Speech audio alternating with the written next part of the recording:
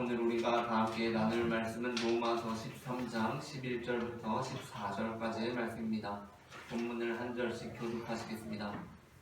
또한 너희가 이 시기를 알거니와 자다가 깰 때가 벌써 되었으니 이는 이제 우리의 구원이 처음 믿을 때보다 가까웠음이라. 밤이 깊고 낮이 가까웠으니 그러므로 우리가 어둠의 일을 덮고 빛의 갑옷을 입자. 낮에와 같이 단정히 행하고 방탕하거나 술 취하지 말며 음란하거나 호색하지 말며 다투거나 시기하지 말고 오직 주 예수 그리스도로 믿고 정욕을 위하여 육신의 일을 구하지 말라. 아멘.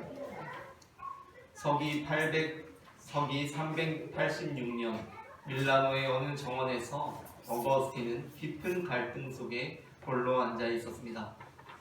성공적인 수사 교수였던 그는 세상적인 명성을 누렸지만 내면 깊은 곳으로부터 채워지지 않는 공허함을 느끼고 있었습니다. 그의 마음속에서 일어나는 치열한 갈등을 그는 견딜 수 없었고 더 이상 억누를 수 없는 눈물이 흘러나왔습니다. 어거스틴은 땅에 주저앉아 두 손으로 얼굴을 감싸고 이렇게 절규했습니다. 주님, 저는 왜 이렇게 약한 존재입니까? 저는 지금 무엇을 두려워하고 있는 것입니까? 왜 진리 앞에서 이렇게 망설이고 있습니까? 저는 더 이상 견딜 수 없습니다. 그는 자신이 세상의 쾌락과 육체의 정욕에 굴복했던 삶을 돌아보며 깊은 죄책감을 느꼈습니다. 어머니 모니카의 간절한 기도와 눈물, 그리고 주교 암브로시우스의 설교가 떠올랐지만 여전히 자신의 죄를 인정하고 내려놓기가 두려웠습니다. 바로 그때 어디선가 어린아이의 목소리가 들려왔습니다. 톨레레게, 톨레레게. 라틴어로 집어들고 읽으라는 뜻의 이 목소리는 정원의 담장 너머로부터 들려왔습니다. 그저 아이들이 부르는 노래라고 생각했던 그 소리는 점점 어거스틴의 마음을 두드리는 하나님의 음성으로 들려왔습니다. 그래서 어거스틴은 이 명령을 하나님의 직접적인 부르심으로 받아들였습니다. 그리고 그 자리에서 즉시 일어나서 근처에 있던 성경을 집어들고 읽었습니다. 그 말씀이 로마서 13장 13절부터 14절 말씀입니다. 낮에와 같이 단정히 행하고 방탕하거나 술 취하지 말며 음란하거나 호색하지 말며 오직 주 예수 그리스도로 옷 입고 정욕을 위하여 육신의 일을 도모하지 말라. 아멘.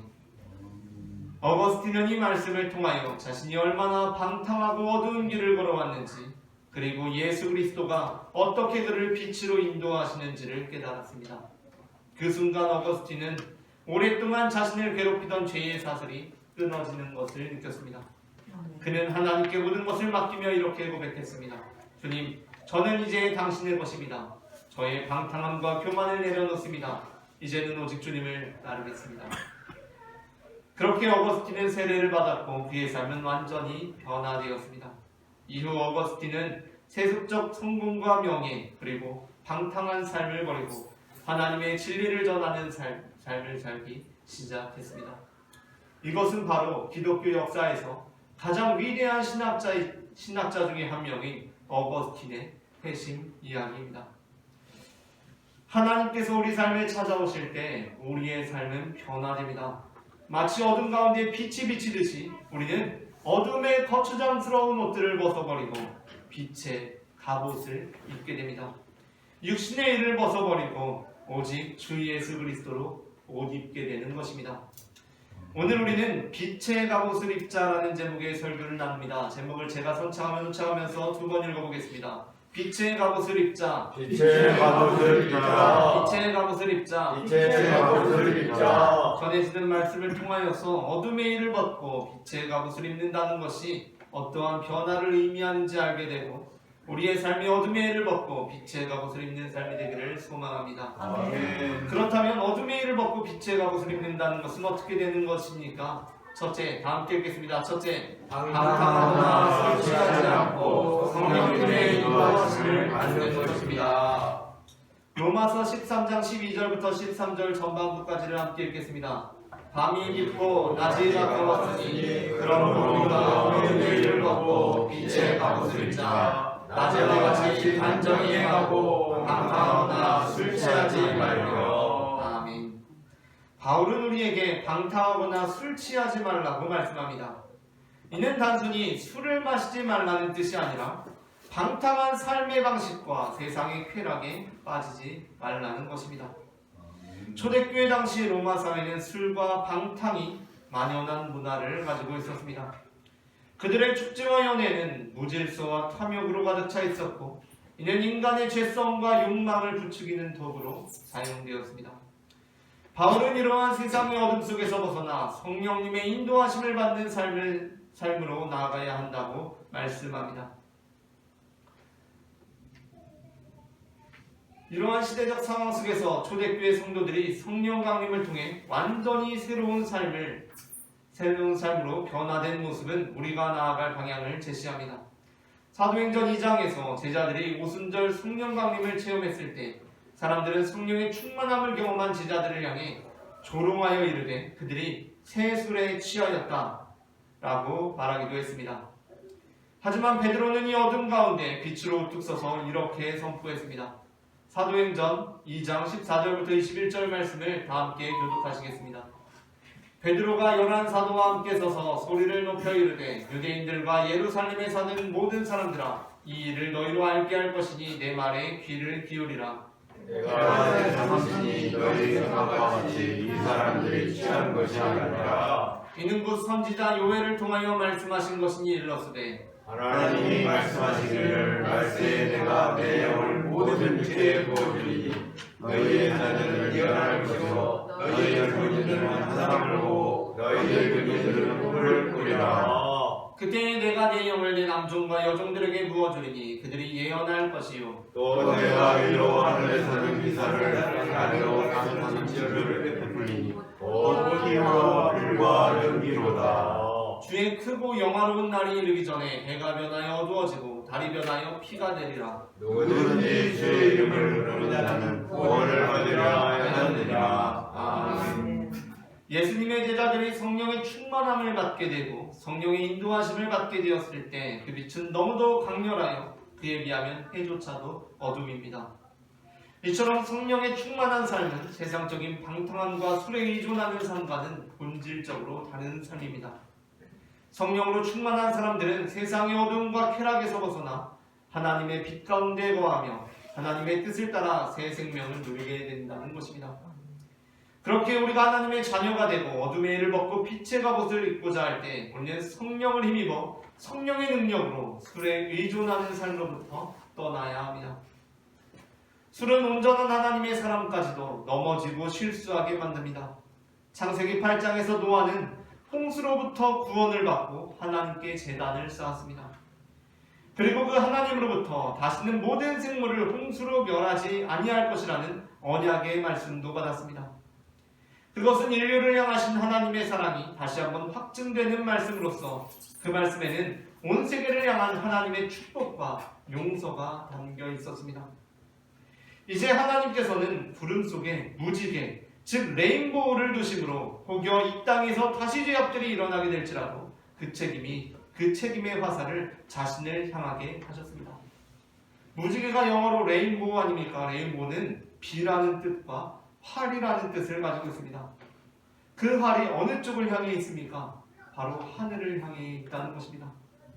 그러므로 이 레인보우, 무지개가 가지고 있는 의미는 비로 인한 심판, 이제 더 이상 너희들의 죄, 너희들의 잘못에도 책임을 너희가 감당할 것이 아니라 나에게로 돌리겠다는 하나님의 언약의 말씀, 다시는 너희의 죄악으로 인하여 너희에게 화를 쏘지 않겠다라는 하나님의 축복과 언약과 용서의 메시지라는 것입니다. 그러나 술 취한 노아는 어떻습니까?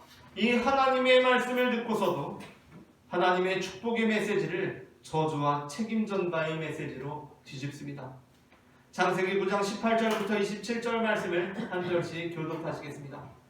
방주에서 나온 노아의 아들들은 셈과 함과 야벳이며 함은 가나안의 아버지라. 노아의 세 아들로부터 사람들이 온 땅에 있거니와 노아가 농사를 시작하여 포도나무를 심었더니 포도주를 마시고 취하여 그 상상 안에서 벌거벗은지라.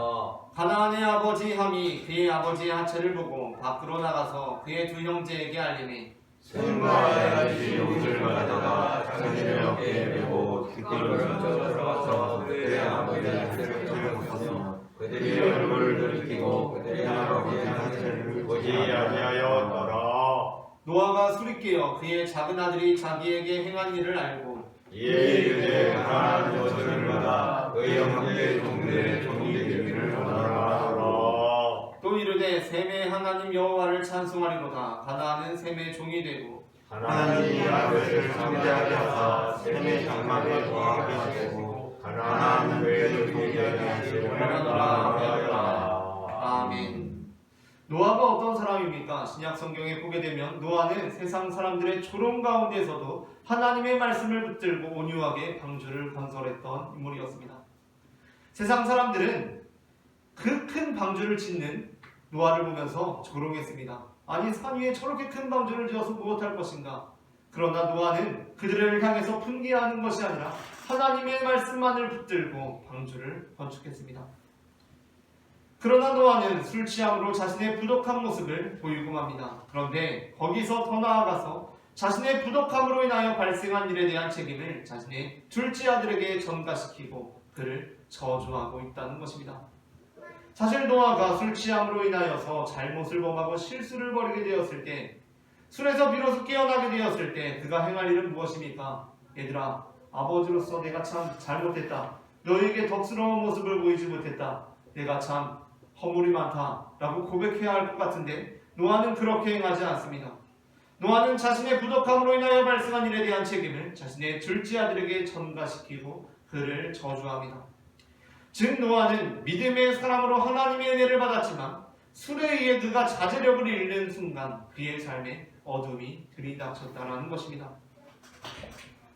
오늘날 우리도 세상의 쾌락과 욕망에 끌리기 쉽습니다. 술, 방탕, 그리고 탐욕은 현대사회에서도 여전히 우리를 유혹하고 우리의 삶을 순식간에 어둠으로 물들게 하는 강력한 도구들이라는 것입니다. 그러나 술과 방탕함은 우리에게 참된 만족을 줄 것 같지만 그렇지 못하고 결국 공허함과 후회만을 남길 뿐입니다. 우리는 성령의 인도하심을 받으며 살아가는 삶을 통하여 진정한 기쁨과 만족을 누릴 수 있습니다.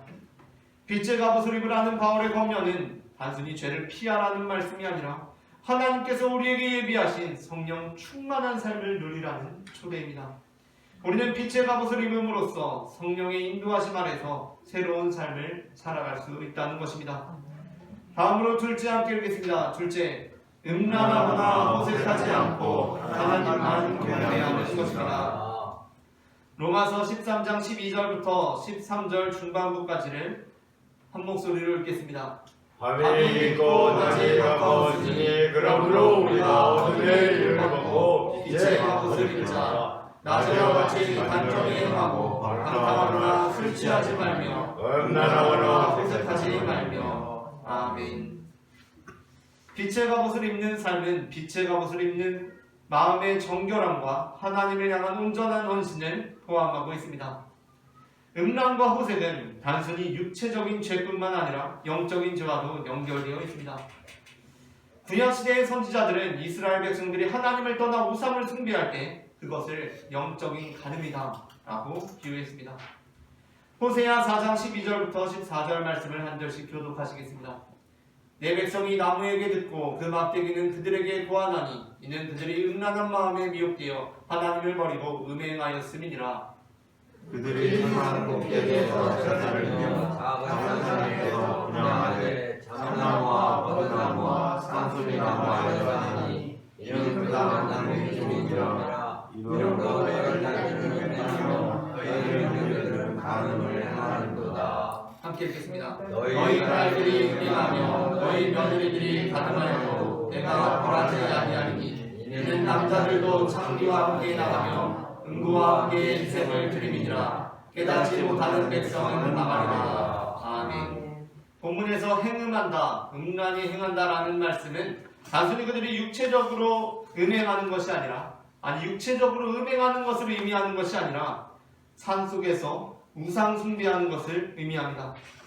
호세아 선지자는 이스라엘의 우상 숭배를 영적인 음란으로 보고 이를 책망하며 하나님께 돌아오라고 외쳤습니다. 뿐만 아니라 하나님께서는 호세아의 개인적인 삶을 통해서도 하나님의 메시지를 드러내셨습니다. 하나님께서는 호세아에게 음란한 여인 고멜과 결혼하라고 명령하시며 이스라엘의 영적 음란함을 상징적으로 보여주셨습니다. 호세아 1장 1절부터 2절 말씀을 다 함께 합독하시겠습니다. 우시아와 요담과 아하스와 히스기야가 이어 유다 왕이 된 시대 곧 요아스의 아들 여로보암이 이스라엘 왕이 된 시대에 그의 아들 호세아에게 임한 여호와를 봤습니다. 여호와께서 처음 호세아에게 말씀하실 때 여호와께서 호세아에게 이르시되 너는 가서 음란한 여자를 맞이하여 음란한 자식들을 낳아라. 이 나라가 여호와를 떠나 크게 음란함이라 하시니. 아멘. 이스라엘이 우상을 숭배하며 하나님께 불충실한 행동을 했던 것처럼 오늘날에도 우리는 하나님 대신 세상적인 욕망이나 물질을 숭배할 위험에 처해 있습니다. 빛의 갑옷을 입는다는 것은 우리의 마음과 삶의 중심이 하나님께 온전히 고정되어 있는 것을 의미합니다. 이 세상적인 명예를 위하여서 하나님을 부인하는 것이 아니라 온전히 하나님 앞에 순결한 신부로 서는 것을 의미합니다. 다니엘 3장에서 우리는 하나님 앞에 순결한 신부로 섰던 다니엘의 세 친구를 발견하게 됩니다. 이들은 바벨론의 황제가 세운 금신상에 절하지 않음으로써 하나님을 향한 온전한 헌신을 보여주었습니다. 그들은 세상의 압박 속에서도 타협하지 않았으며 하나님만을 섬기겠다는 믿음을 지켰습니다. 그들의 행동은 우리에게 우상을 거부하고 하나님만 경배하는 것이 빛의 갑옷을 입는 삶의 본질임을 상기시켜줍니다. 14절부터 18절 말씀을 한 절씩 교독하겠습니다. 느부갓네살이 그들에게 물어 이르되 사드락 메삭 아벳느고야 너희가 내 신을 섬기지 아니하며 내가 세운 금신상에게 절하지 아니한다 하니 사실이냐? 이제라도 너희가 준비할 바가 나팔과 피리와 수금과 현금과 양념과 생강과 및 모든 악기 소리를 들을 때 내가 만든 신상 앞에 엎드려 절하는 족하니와 너희가 만일 절하지 아니하면 즉시 너희를 맹렬히 타는 훌륭을 가운데 던져 넣을 것이니 능히 너희를 내 손에서 떼어낼 신이 누구이겠느냐 하니.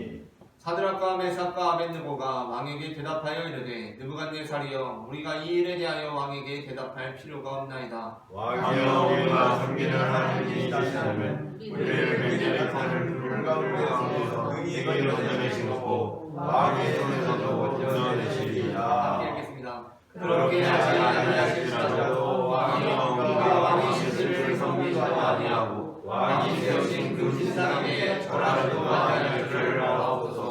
아멘. 하나님만이 참된 예배를 받으실 분이며 우리를 생명과 빛으로 인도하시는 분이십니다. 빛의 갑옷을 입는다는 것은 우리의 마음과 예배를 오직 하나님께만 드리는 것을 의미합니다. 우리는 음란하거나 호색하지 않고 하나님만 경배하는 삶을 통해 빛 가운데서 거하며 그분의 영광을 드러내야 합니다. 하나님께만 마음을 드릴 때 우리는 빛의 자녀로서 온전한 삶을 살아갈 수 있습니다. 마지막으로 셋째 함께 읽겠습니다. 셋째, 다투거나 시기하지 않고 예수님처럼 사랑하는 것입니다. 로마서 13장 12절부터 13절 말씀을 다 함께 합독하시겠습니다. 밤이 깊고 낮이 가까웠으니 그러므로 우리가 어둠의 일을 벗고 빛의 갑옷을 입자. 낮에와 같이 단정히 행하고 강탈하거나 술 취하지 말며 음란하거나 호색하지 말며 다투거나 시기하지 말고. 아멘. 다툼과 시기는 인간의 죄성에서 비롯된 행동으로 하나님의 자녀로서의 삶을 가로막는 장애물입니다. 우리는 이런 죄악된 마음을 버리고 예수님께서 보여주신 사랑의 삶을 본받아야 합니다. 예수님은 이 땅에 오셔서 하나님의 사랑을 온전히 보여주셨습니다. 죄 없으신 예수님께서 우리의 죄를 대신 짊어지시고 십자가에서 죽으신 것은 가장 극적인 사랑의 표현이었습니다. 로마서 5장 8절은 우리가 아직 죄인 되었을 때에 그리스도께서 우리를 위하여 죽으심으로 하나님께서 우리에 대한 자기의 사랑을 확증하셨느니라 라고 말씀합니다. 예수님은 다툼과 시기의 대상이 되셨음에도 불구하고 그 모든 것을 사랑으로 감싸 안으셨습니다. 요한복음 13장 34절부터 35절에서 예수님께서는 제자들에게 새 계명을 주시면서 서로 사랑하라. 내가 너희를 사랑한 것 같이 너희도 서로 사랑하라. 너희가 서로 사랑하면 이로써 모든 사람이 너희가 내 제자인 줄 아리라 라고 말씀하셨습니다. 여기서 예수님께서 말씀하시는 서로 사랑하라는 말씀은 저 사람들은 말고 너희끼리만, 우리끼리만 사랑하라는 것을 의미하는 것이 아닙니다. 이 서로에는 요한복음 13장에서 예수님께서 베푸신 세족식의 정신이 그대로 흐르고 있는데, 그 세족식의 사건은 가룟 유다의 배신과 밀접하게 관련이 있으며, 그렇게 예수님께서 제자들의 발을 씻기신 후 제자들에게 서로 사랑하라고 하신 것은 이제 유다는 떠나버렸으니 배신자 유다는 빼고 너희들만 서로 사랑하라 라는 것이 아니라, 바로 그 떠나버린 유다를 상정하시면서 그 유다까지도 사랑하라는 예수님의 말씀인 것입니다.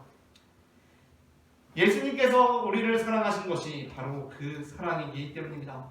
30절부터 35절 말씀을 한 절씩 교독하겠습니다. 유다가 그 조각을 받고 곧 나가니 밤이러라. 그가 나간 후에 예수께서 이르시되 지금 인자가 영광을 받았고 하나님도 인자로 말미암아 영광을 받으셨도다.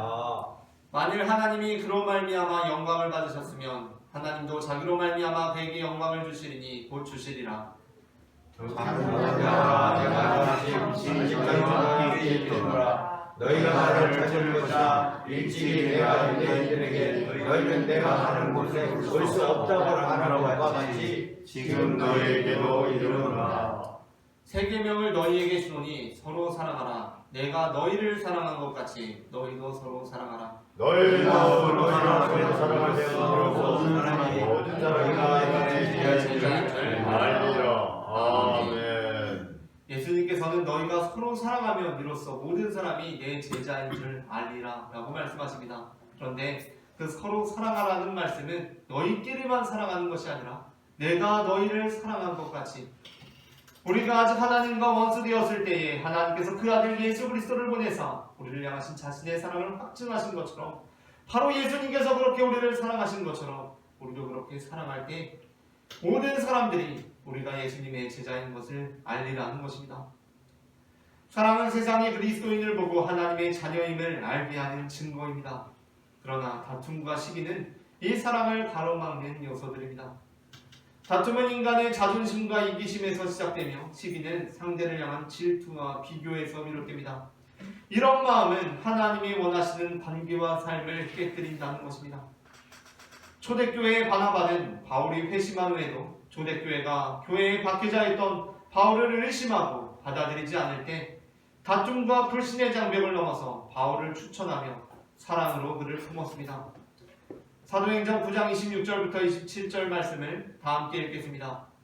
사울이 예루살렘에 가서 제자들을 속이고자 하나 다 두려워하여 그가 제자들을 믿지 아니하니, 바나바가 데리고 사도들에게 가서 그가 길에서 어떻게 주를 보았는지와 주께서 그에게 말씀하신 일과 다메섹에서 그가 어떻게 예수의 이름으로 담대히 말하였는지를 전하니라. 아멘.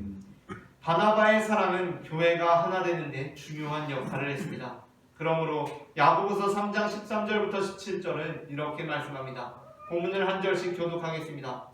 너희 중에 지혜와 총명이 있는 자가 누구냐? 그는 선행으로 말미암아 지혜의 온유함으로 그 행함을 보일지니라. 그러나 너희 마음속에 독한 시기와 다툼이 있으면 사랑하지 말라. 진리를 거슬러 거짓말하지 말라. 이러한 지혜는 위로부터 내려온 것이 아니요 땅 위의 것이요 정욕의 것이요 귀신의 것이니, 지혜와 다툼이 있는 것은 혼란과 얻는 아픔이 있습니다. 오직 위로부터 난 지혜는 첫째 성결하고 다음에 화평하고 관용하고 양순하며 긍휼과 선한 열매가 가득하고 편견과 거짓이 없나니, 화평하게 하는 자들은 화평으로서 의의 열매를 거두리라. 아멘. 오늘날 우리는 종종 다툼과 시기로 인해 관계가 깨어지고 교회 공동체 안에서 갈등이 발생하며 교회가 세상에 덕이 되지 못하는 것을 볼 수 있습니다. 하지만 예수님께서 우리를 위해 보여주신 사랑을 기억한다면 우리는 서로를 그리고 세상을 더 깊이 이해하고 품을 수 있습니다. 사랑은 단순히 다툼을 피하거나 시기를 억누르는 것을 넘어서 상대를 위해 기꺼이 희생하고 섬기며 나를 팔아넘기는 사람의 발을 씻기는 행동으로 나타납니다. 사랑은 우리의 자존심을 내려놓고 상대를 먼저 세우는 데서 시작됩니다. 이처럼 빛의 갑옷을 입는다는 것은 예수님처럼 사랑하며 살아가는 것입니다. 다툼과 시기를 내려놓고 하나님의 자녀로서 서로를 사랑하며 화평을 이루는 삶을 살아갈 때 우리는 빛의 자녀로서 세상에 하나님의 영광을 드러냅니다. 예수님이 우리에게 보여주신 사랑을 본받아 이웃을 사랑하며 하나님의 빛 가운데 거하는 삶을 살아가는 우리 모두가 되기를 소망합니다. 아멘. 말씀을 마칩니다. 우리가 어둠의 일을 벗고 빛의 갑옷을 입는 것은 방탕하거나 술 취하지 않고 성령님의 인도하심을 받는 것이며 음란하거나 호색하지 않고 하나님만 경배하는 것이고 다투거나 시기하지 않고 예수님처럼 사랑하는 것입니다. 아멘. 우리 모두가 육신의 일을 버리고 예수 그리스도로 옷 입어 하나님께 영광을 올려드리는 성도가 되기를 소망합니다.